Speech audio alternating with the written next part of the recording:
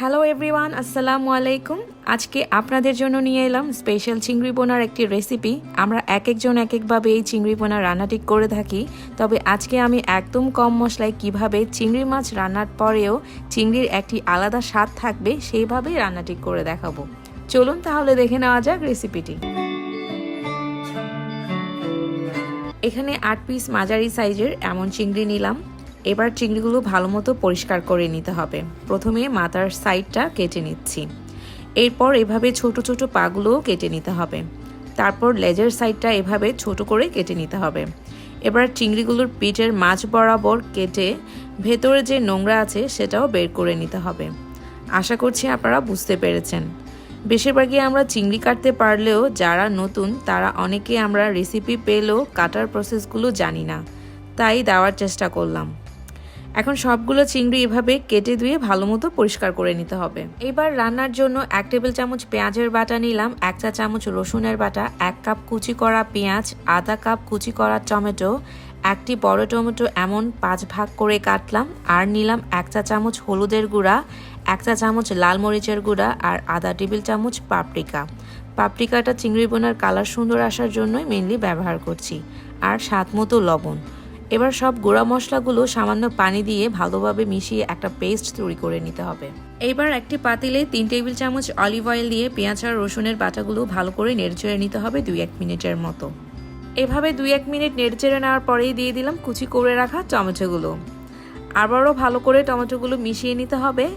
এবার টমেটোগুলো নরম হওয়ার জন্য ঢাকনা দিয়ে রান্না করে নিতে হবে 2 থেকে 3 মিনিটের মতো। আর ঢাকনা খোলার পরে দেখতেই পাচ্ছেন টমেটোগুলো বেশ ভালোভাবেই সিদ্ধ হয়ে গিয়েছে। এই পর্যায়ে তৈরি করে রাখা সেই মশলার পেস্টটিও দিয়ে দিলাম। এবার সব মশলাগুলো একসাথে ভালো করে মিশিয়ে নিতে হবে। আর মশলাটা ভালো মতো কষিয়ে নেওয়ার জন্য আমি মশলায় আধা কাপের মতো পানি দিলাম। আবারও ভালো করে মিশিয়ে নিয়ে আমি এবার ঢাকনা দিয়ে মশলাটা কষিয়ে নিব প্রায় 3 থেকে 4 মিনিটের মতো। প্রায় 4 মিনিট পর ঢাকনা খোলার পর দেখতে পাচ্ছেন অনেকটা পানি কমে গিয়েছে, আর মশলাটার উপর থেকে তেলটাও কিন্তু বোঝা যাচ্ছে, আর মশলাটাও ভালো মতো কষানো শেষ। এই পর্যায়ে দিয়ে দিতে হবে কেটে ধুয়ে রাখা চিংড়ি মাছগুলো। চিংড়ি মাছগুলো মশলার সাথে ভালো মতো মিশিয়ে নিতে হবে। এভাবে রান্না করলে চিংড়ি বোনার গ্রেভিটা একটু ঘন হয়, যেটা সাদা ভাত পোলাও দিয়ে খেতে কিন্তু খুবই ভালো লাগে। তেল মশলায় চিংড়ি মাছগুলো 2-1 মিনিট একটু ভুনা ভুনা করে নেওয়ার পরেই আমি এখানে দিয়ে দিলাম প্রায় 1 কাপের মতো পানি। যেহেতু চিংড়ি ভুনা করছি তাই পানিটা একটু বুঝিয়ে দেওয়ার চেষ্টা করবেন। আর এভাবে ভালো করে মিশিয়ে নেওয়ার পর আমি আবারও ঢাকনা দিয়ে রান্না করব প্রায় 5 থেকে 6 মিনিটের জন্য। চিংড়িটা রান্না হতে হতে এদিকে একটি পাতিলে 3 টেবিল চামচ অলিভ অয়েল দিয়ে কুচি করা 1 কাপ পেঁয়াজ দিয়ে আমি একটু পেঁয়াজ বেরেস্তা করে নিচ্ছি চিংড়িতে বাগার দেওয়ার জন্য।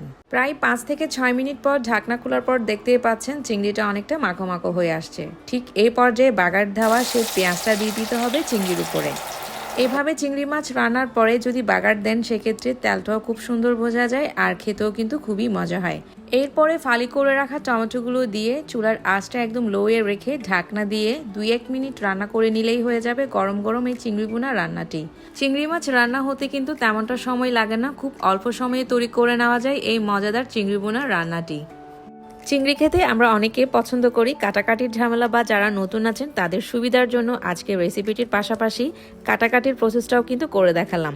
আর কোনো রকম বাড়তি মশলা ছাড়াই চিংড়ি বোনার যে একটা নিজস্ব স্বাদ আছে সেটা আমার এই রেসিপিটি ফলো করে হলেও একবার বাসায় তৈরি করে দেখবেন।